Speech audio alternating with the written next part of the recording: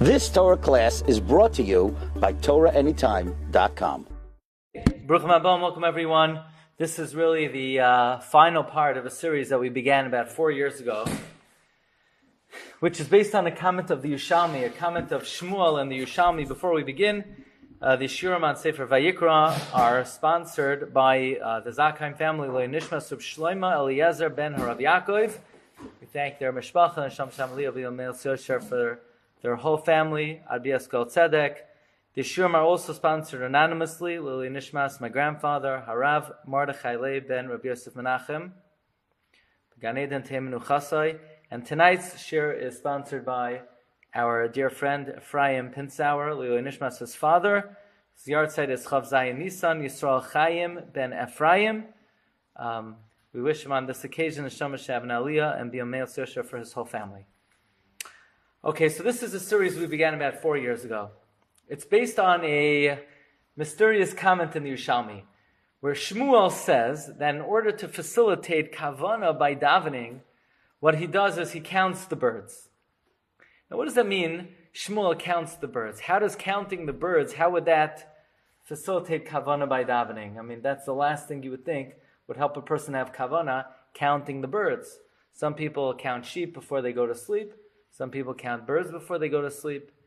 But one would not think counting birds would facilitate kavana, and yet Shmuel says the way he's mechavein by davening is by counting the birds. What is the meaning of this mysterious teaching of Shmuel? And we unleashed and uncovered an entire sefer, which is called Beis Tefillah, written by Rav Yeshua Heller, one of the Talmidei Hagoin, and he has just a fabulous interpretation of this.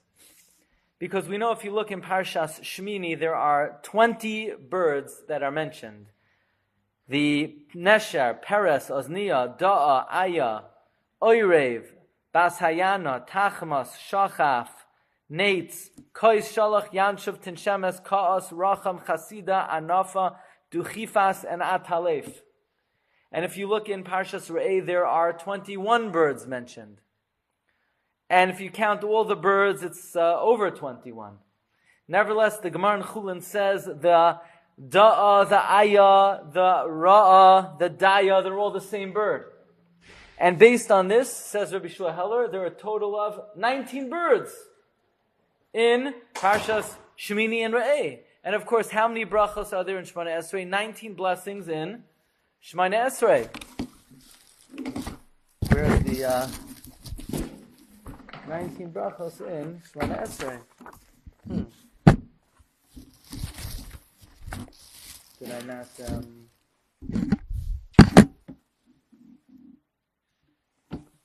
There are 19 Berachos in Shemoneh Esrei.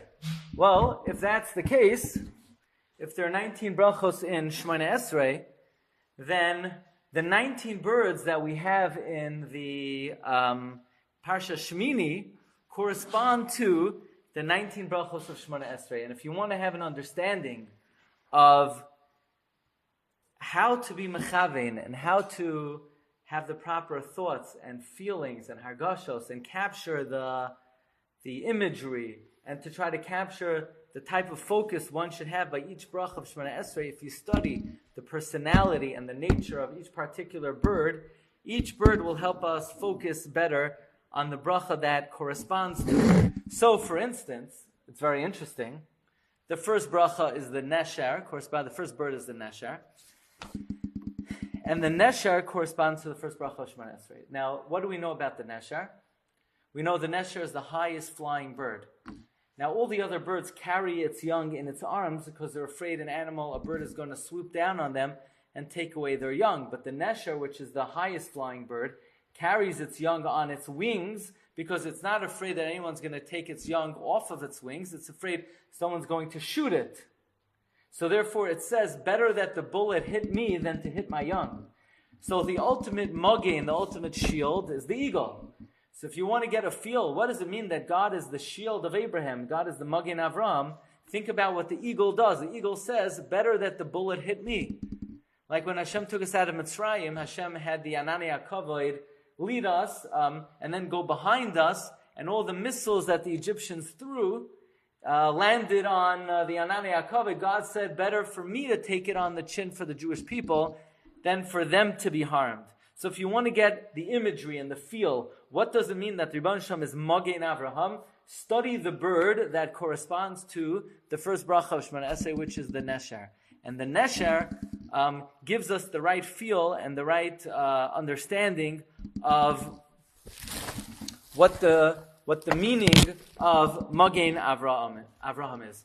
And the Divrei Yehoshua in the Sefer Beis Hillel went on to explain the second bird is the Peres and the Ozniah. The Ozniah is a lashon of Oiz, strength, that corresponds to Yitzchak and Gevurais and Tchias HaMeisim.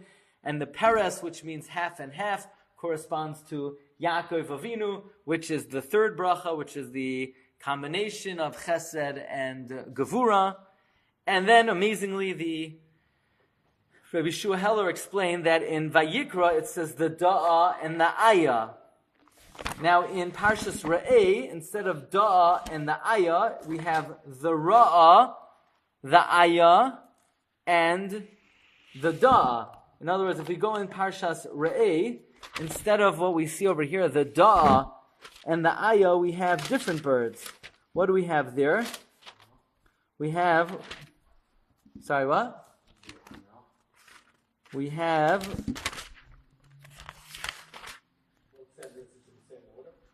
Yeah, we have the Ra'ah, Ayah, and Daya. Because in Nusach Ashkenaz, we say, Ato chenin l'adam das. Da'ah corresponds to das. U'melamid la'nosh bina, Ayah corresponds to bina, like the pasuk says, Ubina aye timatze. Chanenu meyitcha Daya, bina, v'haskel.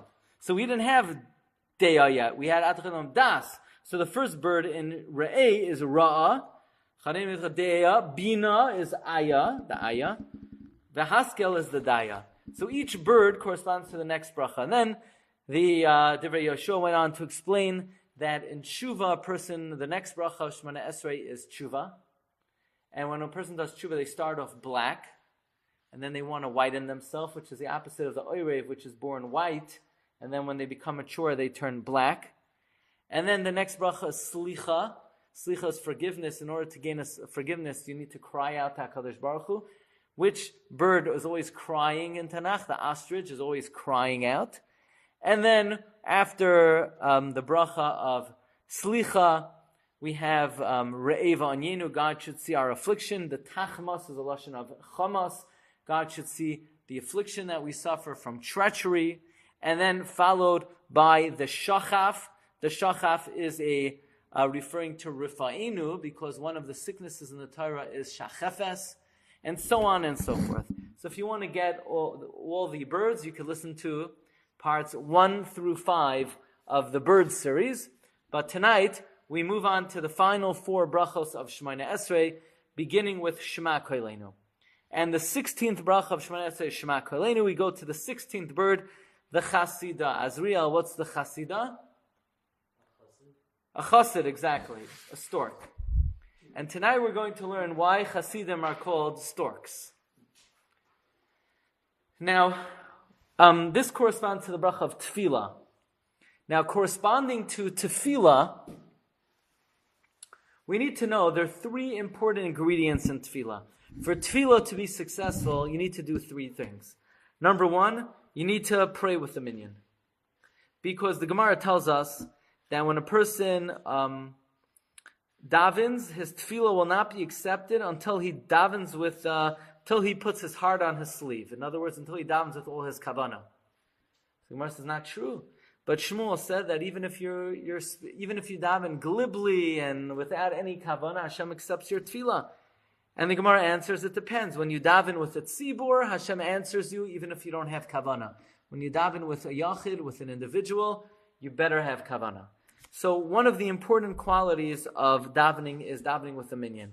Because when you daven by yourself, God examines every word of tefillah you say, and if it's not with kavanah, it's very much, Hashem is very scrutinizes every word of tefillah unless you daven b'tzibur. Yeah. Then you have no choice. but you still have to, then it becomes imperative to daven with extra kavanah, because when a person doesn't daven with a minyan, then every word is scrutinized. Now, when you daven with a minyan, then it's a very big chesed, because you're doing your friend a favor, because without you, his tefillah would not be accepted. So the ultimate chesed is to daven with the tzibor. What other ingredients are there in davening? The other ingredient is to be toivel in a mikvah.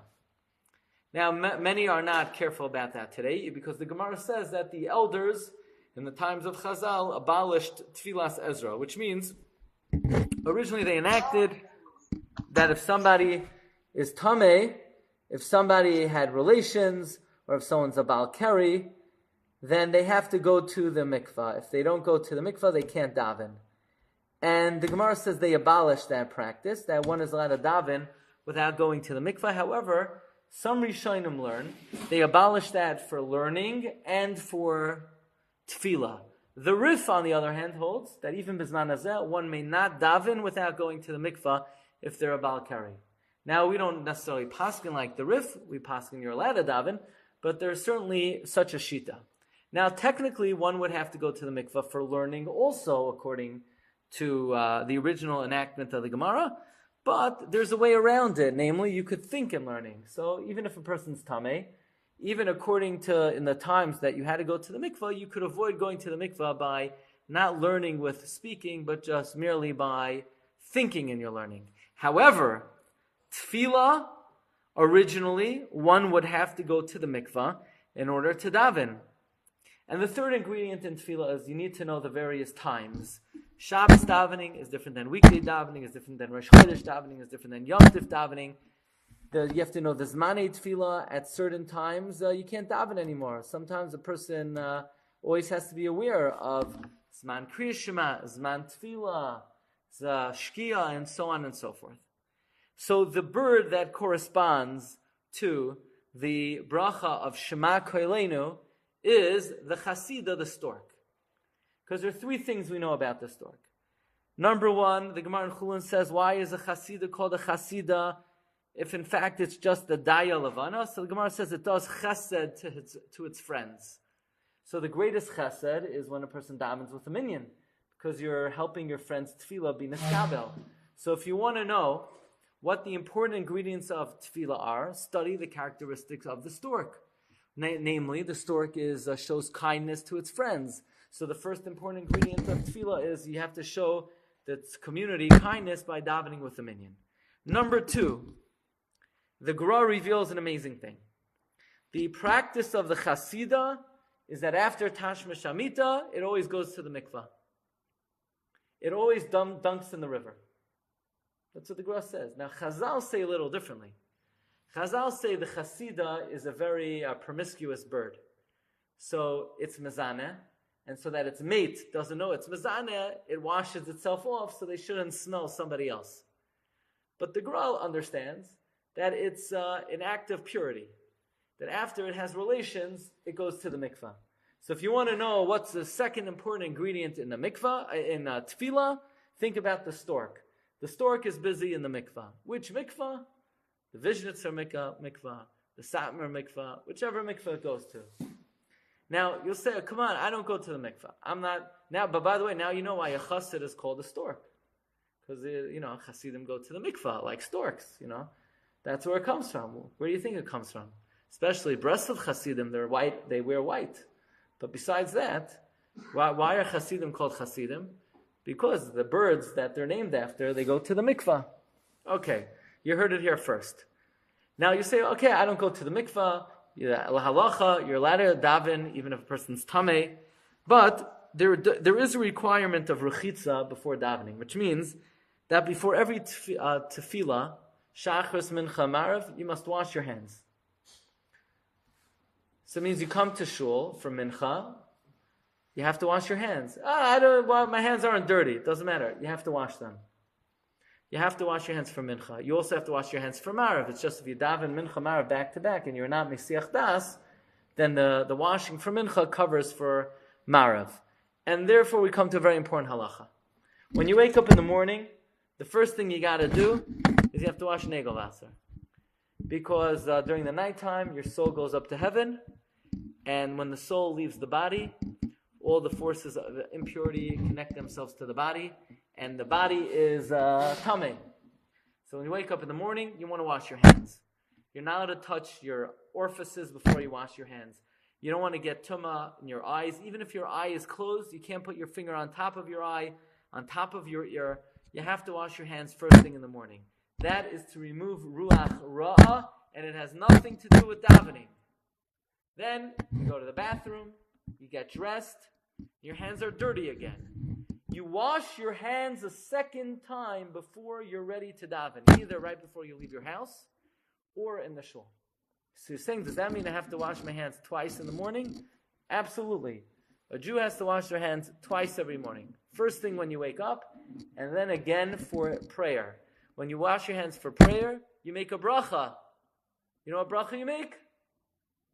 Asher kedushanu b'mitzvahs v'tzivanu al netilas yadayim. What do you mean? I'm not eating bread. No, this is not for bread. This is for tefillah. Chazal were masakin netilas yadayim for shachris. We wash for mincha marav as well, but we don't make a bracha. But in the morning, we make a bracha. So, cleanliness, whether it's immersion in a mikvah or washing your hands, is a critical part of tefillah. That's the other characteristic of the stork. So if you want to think about what is important for davening, think about the stork. The stork does chesed with friends, which reminds us to daven with the minyan. The stork goes to the mikvah. And the third thing we know about the stork, look at number 3. It says, Gam chasida b'shamayim yada mayadeha. The stork knows the times. So he knows Alois HaShachar, he knows Netzachama, he knows Shkia, he knows Tzeis HaKoichavim, he knows Chatzois HaLaila. That is the third ingredient of the stork. Okay, Marv Rabbeisai, that is blessing number 16. We now come to blessing number 17. You have the right sheet? No. I think you have mine. You probably part 1, right? You have Chelek Vav?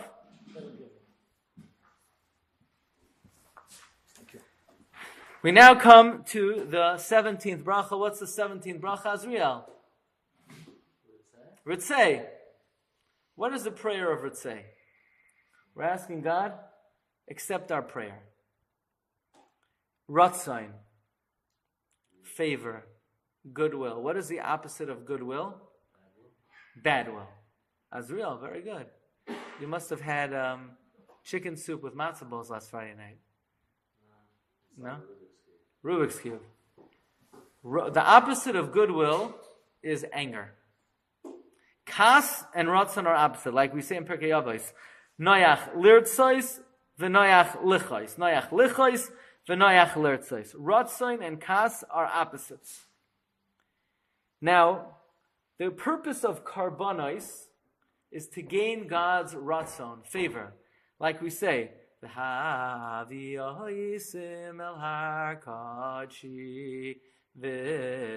even know if the sound's working tonight. How does the next part go?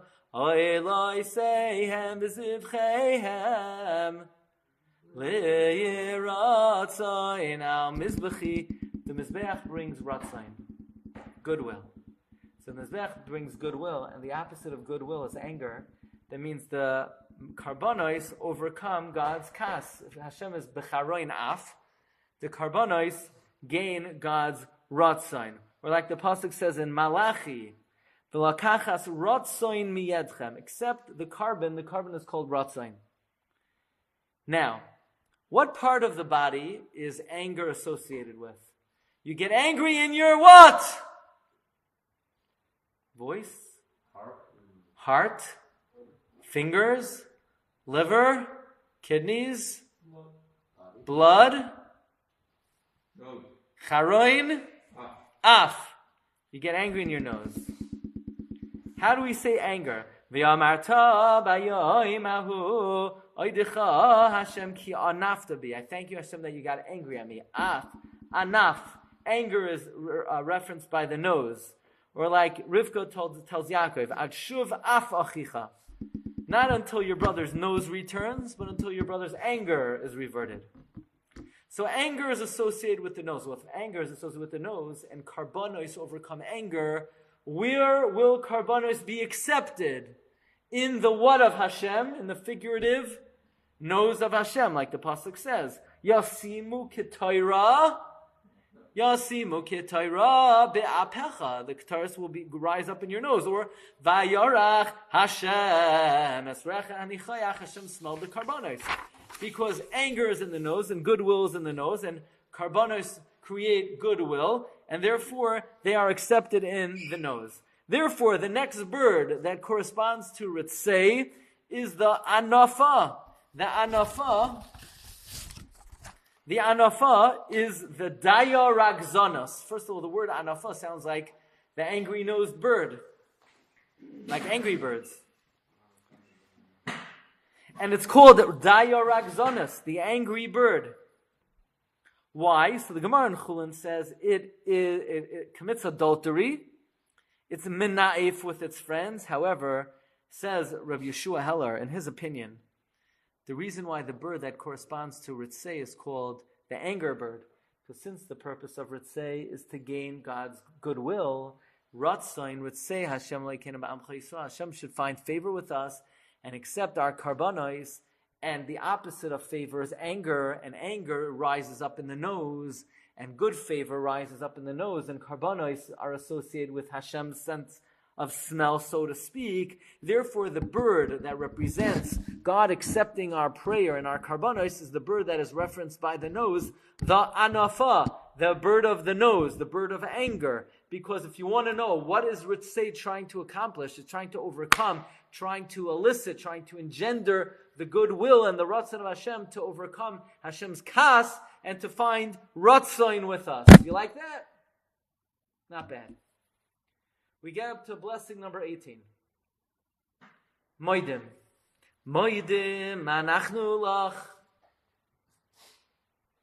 We thank you, Hashem.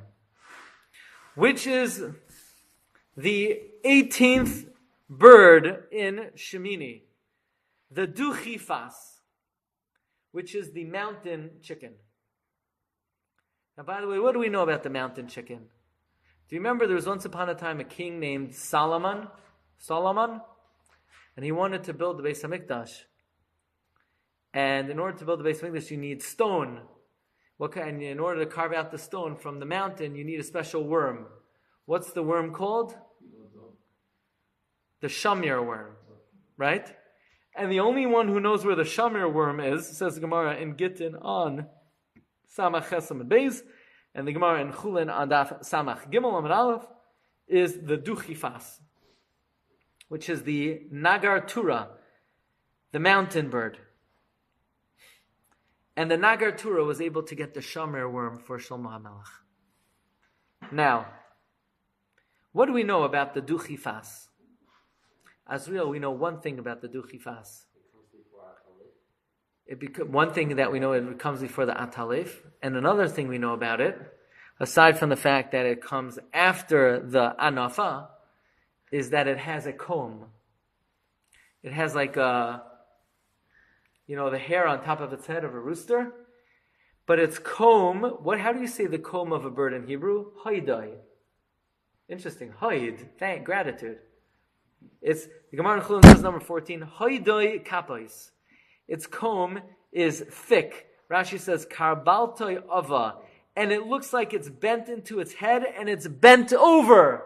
Wow, what do we do by Moedim? You bend over in gratitude. So the bird that represents Moedim is the duchifas, which has this bent over comb, which, what do you call the comb? Haidai.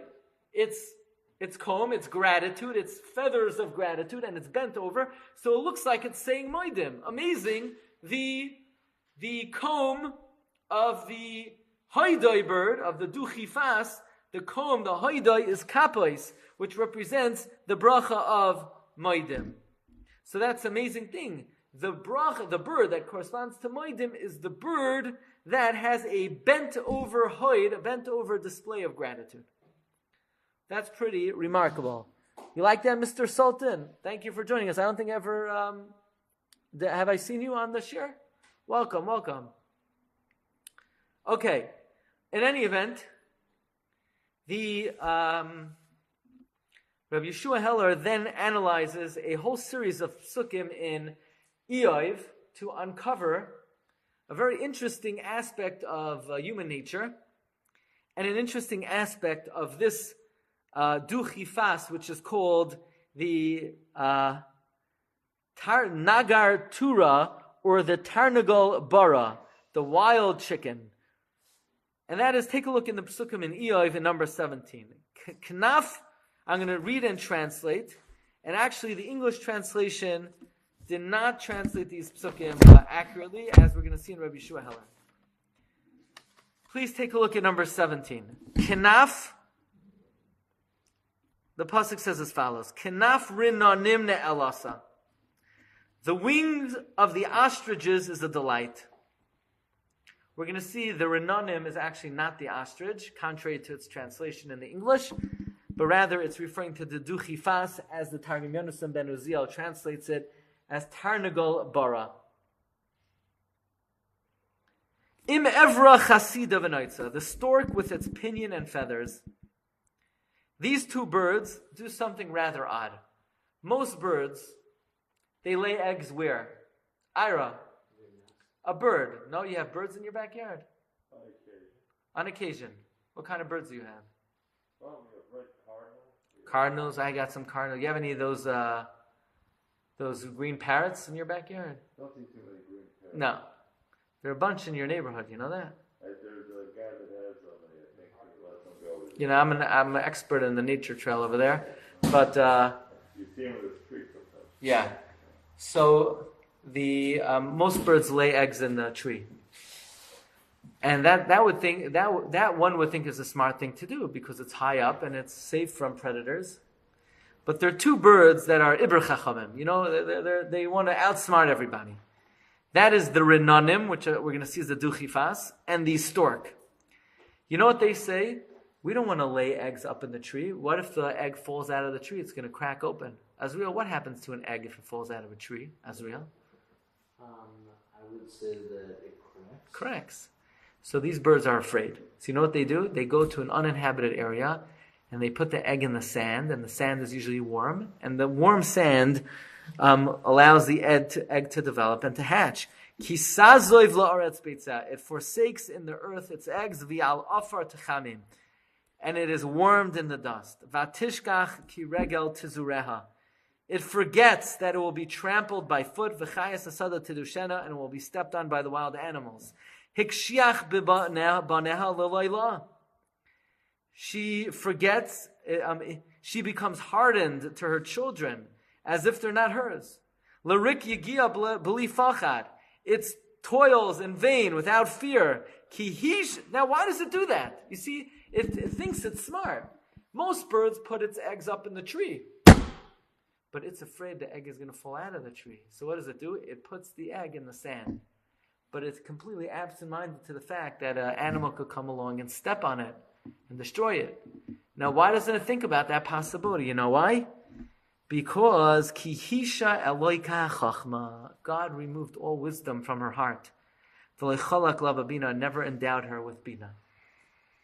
Says Rabbi Yeshua Heller, it's not that these birds are evil or mean, and he brings a proof from the Gemara in B'chayros, that the Gemara asks that actually the Renanim is very kind to the bird, to its young, but it just, so to speak, doesn't think about all the possibilities. And it gives the following illustration of the foibles of human nature. You know, human nature, says Rabbi Yeshua Heller, is man always thinks, how can I accumulate more and more money and put away my assets and put away my resources so I don't have to work as much and I don't have to work as hard. And not only that, man is always thinking about how can I put away my assets so my children could have could inherit my estate and inherit my money, and they'll have a good life. And man is always planning and scheming. How do I get around? Well, if I have too much money to Yarshin to them, they're going to be taxed. So I'll give them small gifts before I go. And this way, man has it all planned out how he's going to hold on to his money forever and ever, if not him, his children, his grandchildren, until the end of time. And if somebody sort of lives the good life, and doesn't have to work so hard. They look at a guy who's schwitzing and waking up early in the morning and really putting in a full day's work, and he thinks to himself, oh, that guy is a lo yitzlach. He doesn't understand how this world works. The guy is, he's not as successful as I am. But very often in life, man's plans and man's machinations and man's schemes, they backfire. And in time is treacherous, time is bogeyed, and sometimes within the flash of an eye, sometimes within keherafayin, person's fortune could completely change, and all of a person's plans and schemes, every plan he thought would bring him success could backfire. And it's because the Rebbeinu Shalom doesn't endow us with as much bina as we think. In other words, why aren't people more grateful to HaKadosh Baruch Hu? Because basically you have two choices in this world. You could throw your eggs in God's basket, or you could put in your own basket. You throw your eggs in your own basket, so you think everything in life is dependent on your ingenuity and your planning and your scheming. And then if things are good, you say, it was all me. I'm successful because I was industrious and I had good ideas. And if you're not successful, I blew it. And such a person will have a hard time showing gratitude to HaKadosh Baruch Hu. But someone who realizes that Al chayenu ha'mesurim biyadecha v'yanish moiseinu ha'pkudo islach, that all of man's fortune and success or lack thereof is all biyad HaKadosh Baruch Hu. So a person realizes that everything he has in every moment of life is dependent on the good graces of the Almighty, and that is the attitude necessary to have true Haidah. So the bird that represents proper Haidah is the duchifas. Why? Because the duchifas, he thinks he's so smart, he puts his egg in the sand. Little does he know how stupid he is. Because he puts the egg in the sand, the animals step on the egg, humans step on the egg, and he is leaving his entire mazel up to his own fortune instead of leaving it up in the nest and leaving it up to, so to speak, the mazel that God gave him. And this is, therefore, says Rabbi Shua Heller, the attitude one has to avoid in order to have difficulty thanking Hashem. If a person is going to leave their whole life up to their planning, and some people have their whole life planned out, every detail of their life has to be oisgerechen and gecheshbend, and it's hard to have gratitude to Hashem under such a life, because a person thinks it's all because of what he did. So the Hashem teaches Eov through the duchifas not to plan every single last detail out in life. Sometimes you could rest things in the hands of HaKadosh Baruch Hu, and if one does that, it's easier to come to gratitude. That is the 18th bird of the birds in Parshas Shemini, corresponding to the 18th bracha of Shemoneh Esrei. And Marv Rabbi Glatstein, now we come to the bird you've all been waiting for. The Atalef, which Rashi in Chulin translates as a mouse with wings. What do you call a mouse with wings? A bat. Now we're going to see, it's going to be difficult to really say that it is referring to a bat because of a certain characteristic the Gemara gives, but nevertheless, let's, for the sake of simplicity, we're going to call the 19th bird a bat. And the bird of a bat, the bat bird, corresponds to shalom, peace. Now how does the bat correspond to peace? Well, sometimes a bat could bring a lot of lack of peace. For example, when a bat escapes from a laboratory in Wuhan, it could create a lot of turmoil in the world. So bats don't always bring peace, but as Rabbi Shua Heller says, the bird that corresponds to the bracha in Shemoneh Esrei sometimes is the antithesis of what the bracha in Shemoneh Esrei is supposed to accomplish. So let's try to study the bat based on the connection between the bat and the blessing of Shalom. The Gemara in Shabbos says on Daf Kuf Nun Beis, Rebbe said to Reb Shimon ben Chalafta, Reb Shimon, why didn't you visit me on Yom Tov? You're supposed to visit your Rebbe on Yom Tov. You're supposed to be Mekabel Pnei Rabbi B'Moyed. You know that? You have to visit your Rebbe on Chol Hamoed. Actually, on Yom Tov. Actually, the Gemara derives it from a pasuk, Loi Shabbos Hayoim v'loi Chodesh Hayoim. That the Isha Shunamis came, wanted to visit Elisha, and the husband said, why are you visiting the rabbi? It's not Rosh Chodesh, it's not Shabbos. From which we possibly derive you should visit your Rebbe on Rosh Chodesh. I have a good friend of mine. Every Rosh Chodesh, he knocks on my door. I always say, what are you doing here? Rosh Chodesh, you have to visit your Rebbe. I have a chaver, he's Mekayim this halacha. I don't know anybody else who does this, but it's miyusad in the Gemara. But at the very least, on Yom Tov. Now, why don't we do this anymore? There's an interesting tshuva on the Noda B'Yehuda. That the Noda B'Yehuda says it stems from visiting HaKadosh Baruch Hu on the Shalosh Ugalim. So since Bizman Hazeh, we're not Oilei Regel, how could the kavod of the Rebbe be greater than the kavod of Hashem? So since we're not Oilei Regel, so we're not Mekayim anymore visiting the Rebbe on Yom Tov. So Rebbe asked Shimon Chalafta, why didn't you visit me? So he said like this, the rocks became higher, which means I'm old. Someone who used to be close is far. I can't travel like I used to. Mishtayim na'asu shalosh, 2 became 3. I used to have 2 legs. Now I have 3. What did he mean now I have 3 legs? Now I have a cane.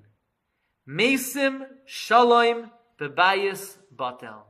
That which makes peace in the house is not operational. What does that mean? That which makes peace in the house is not operational. Says Rashi, the reproductive organ, it's not operational. I'm an old man, meaning I can't come visit you, I'm an old man. But he refers to the Aver of Tashmish as Mesim Shalom, that which makes peace. So we see there's a connection between Zivug, marital relations, and peace. That's what it does. It accomplishes Shalom. It accomplishes Shalom Bayis. Bear that in mind. Zivug creates Shalom. Mesim Shalom, that which creates peace, is Batel. He said he's an old man. Now we're going to learn a Gemara in Berachos. I'm sure you've all heard this Gemara a million times. Reb Chaim heard this Gemara many, many times, but we're going to say a new pshat. Okay? Maybe you didn't hear this pshat before. Rebbe Lezer says there are 3 mishmaros in the night. It's Gemara in Berachos Daf Gimel. Every night has 3 watches. On every mishmar, God sits and roars like a lion. So every 4 hours, there is a watch in the night. And these watches are demarcated by certain natural phenomenon. So 4 hours into the night is, the Gemara says, Mishmar Rishayna Chamar Noyar, the donkey brays. Shnia, the second Mishmar, Klavim Tsayakim, the dogs bark. Shlishis, the third Mishmar, Tinaik Yonik Mishtei Imai, a child suckles from his mother, V'isha Misaper Sambala, and a husband, a woman speaks to her husband. You ever hear that Gemara? Avad, it's a famous Gemara. The Gemara says the night is broken up into 3 guards. The first guard, the donkey brays. The second guard, the dogs bark. The third guard, what happens? A woman speaks to her husband, and a baby suckles from its a baby suckles from its mother. Says the Holy Zohar HaKadosh, Bris Milah, the Ois Bris Kodesh, Zivug is connected to Shalom. Pinchas, because he was zealous regarding the abuse of the Bris Milah of Zimri, God gave him the blessing of peace. The Zohar says Sim Shalom is Keneged the Bris Kodesh. Yaakov Avinu is Keneged the Bracha of Shalom. How's that? Avos is Abraham. Gevuros is Yitzchak. Kedusha is Yaakov. Right? You know that? The first bracha, Magen Avraham. Ata Gibar, Yitzchak was Gevuros, is Yitzchak Avinu. Yaakov is Kadosh, Ata Kadosh. But the same way the first 3 brachos of Shemoneh Esrei correspond to the Avos, the last 3 brachos correspond to the Avos. Ritzei is Avraham. Moedim is Yitzchak. Yaakov Avinu is Shalom. Like the pasuk says, Ureivanim levanecha Shalom al Yisrael. Shalom belongs to Yaakov, to Yisrael. Shalom is the midah of Yaakov. Why? Because Yaakov Avinu makes shalom between the midah of Avraham. Daniel, what's the midah of Avraham? Chesed. Rabbi Yitzchak. Rabbi Isaac. What's the midah of Yitzchak? Gevurais. Din. So we have Avraham as Chesed. Who comes from Avraham? Yishmael. Who takes Chesed to the extreme? What does Yishmael compare to? Donkey. Yitzchak is midas hadin. What's the extreme of Yitzchak? Esav, Amalek, the dog. So Avraham is gematria chamor without the vav. Yishmael comes from Avraham. The first mishmar of the night is Yishmael, the donkey. The first mishmar of the day is Avraham. That's why you could daven shachris until 4 hours into the day. 4 hours into the day is Avraham. 4 hours into the night is Yishmael. The next mishmar, mincha, is the next segment of the day. The next segment of the night are the dogs. Who are the dogs? Esav, Amalek. And the confluence of Avraham and Yitzchak, of Chesed and Din, is Yaakov. Yaakov makes shalom between Avraham and Yitzchak. So Yaakov is associated with peace. Now, we have a concept, Midas HaChesed and Midas HaDin, Torah Shebechsav and Torah Shebal Peh. And Yaakov Avinu combines the two. Torah Shebechsav and Torah Shebal Peh, husband talks to wife. That's a combination of Torah Shebechsav and Torah Shebal Peh. But there's no real shalom until there's a child. Urei banim levanecha shalom. For peace, you need the child. If you have a husband and wife in the house without children, things get a little, testy. The child brings them together. Urevanim levanecha shalom al Yisrael. Therefore, says Rabbi Shuheller, the three mishmaros of the night represent the three avos and that which comes out from them. What comes out from Avraham, Chamor Noyar, the braying donkey, is the first mishmar. What's the second mishmar? The dogs barking, that comes out of Yitzchak Avinu. That's the second mishmar of the night. But the ultimate peace and the ultimate confluence of Avraham and Yitzchak is the husband who talks to the wife. That's the combination of the two midos, Tar Shebechsav and Tar Shebal Peh, from which comes Tinoik Yoinek Mishadei Imai. Suckling from the dadeha of the mother is analogous to learning Torah. Like Chazal say, the same way a child, when he nurses from the mother, he always experiences new flavor. So too, when you learn Torah, you always experience new insight. So the ultimate symbol of peace is the husband talking to the wife, which is representative of the zivug, from which is produced a child who nurses from the mother. Nursing is the ultimate symbol of shalom. Do any birds nurse? No. The definition of a bird is it lays an eggs and it gathers food for its young. But there is one bird that the Torah classifies as a bird, even though we would classify it as a mammal, that number one, the Gemara says it lays eggs, even though biologically the bat does not lay eggs. But the Gemara says it lays eggs, so maybe the Gemara had some type of different creature that's referring to. And the Gemara says it nurses its young. The only flying creature the only bird that nurses young is, they have the duckbill platypus, which I was zoicha to see. Let's see if anyone here is on the Shiur who was with me when I saw the duckbill platypus. Nope. Sometimes my friend when I went down under, I figured if I'm going to Australia, I collect magnets.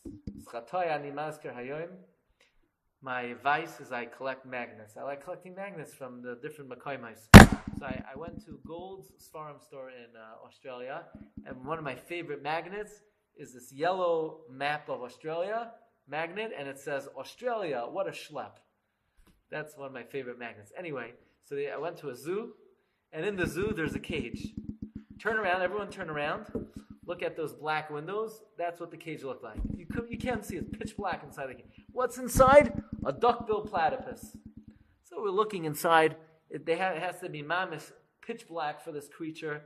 It's one of the most bizarre looking creatures. It's like a thin duck, snake with a bill. That's what it looks. But it likes the dark.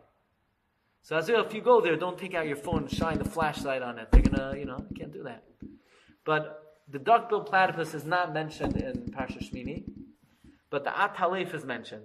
The Gemara in Bechoroi says, any bird that gives birth to its young, nurses its young. Any creature that lays eggs gathers food for its young. The only creature that's a hybrid that gives birth, meaning doesn't lay eggs, but nurses, the only creature that lays eggs and nurses is the bat. That's what the Gemara says. The atalef. So either atalef is not a bat, or the Gemara's bats were different, but the Gemara says the atalef is the hybrid between birds and mammals. In other words, it has regular gestation. Is that what it's called? Regular pregnancy. It carries its young. It doesn't lay an egg, but it nurses. So that's the ultimate symbol of shalom. As the Gemara says, the ultimate symbol is when ish is misaperes liisha, and v'tinoik yoinek mishadei imay. The nursing is the ultimate sign of shalom. The only bird in the Torah that nurses is the bat. The bat is a symbol of peace. Peace is representative of the union of husband and wife and the shmira of the ois bris kodesh. So these, my friends, are this is the symbol of shalom. The symbol of sim shalom is the bat. And it's quite ironic that most of the turmoil over the last 13 months was over some kind of supposed bat, but it's all dependent on the bat. When I was in camp once in Pennsylvania, we had bats inside the bunk, and they are not pleasant creatures. If anybody has any insight into what the Gemara means, that they lay eggs and they nurse, I would love to hear about it. But I think one thing we could take away from this whole exposition is that you read in the Torah these 19 birds, and what Rabbi Shua Heller writes in his introduction to the subject is that these are the 19 birds that are representative of the entire gamut of creation. God made 19 birds. They are reflective of the entire gamut of everything under the sun. And therefore, the blessings of Shemoneh Esrei correspond to these 19 birds. And you could be sure that the Anshe Knesset Agdon, when they formulated Shemoneh Esrei, they saw in these 19 birds how they're reflective of all aspects of creation, and therefore they jam-packed all 19 Berachos of Shemoneh Esrei with prayers for anything that a human being could possibly want and need and be mispalo for. So if you want to get a more graphic picture of what does it mean Hashem is our shield, what does it mean, so think about the Nesher, the eagle. What does it mean to do tshuva and to really cry to Hashem? Think about the ostrich. By the way, another aspect of forgiveness is you can't ever go back to the sin. Like the ostrich can't walk backwards, That's just a little addition. Or the raven, if you want to know what you need to do tshuva, the opposite of the raven. You need to, from black, turn white. And studying these birds will give us a deeper insight into the various brachos that we say. And the recap of tonight is Shema Koilenu is the stork, which does chesed. He goes to minyan. He's toivel in the mikvah. He knows the various times. Ritzei, which we're trying to gain Hashem's favor. Through the anafa, which is the bird of anger. We're trying to overcome Hashem's kas. The bracha of moedim is the duchifas that has the doubled crown, as if it's bending over. And finally, the atalef, which is the bat, which is the ultimate symbol of shalom. And I am mevarech everyone. You should be zoicha to the great symbol of peace, which is not the dove, which is the bat. So next time, you want to give somebody the symbol of peace, you could flash the bat symbol, and we should be zoicha ureivanim levanecha shalom al Yisrael. Thank you for coming. Agutanach. You've just experienced another Torah class brought to you by TorahAnytime.com.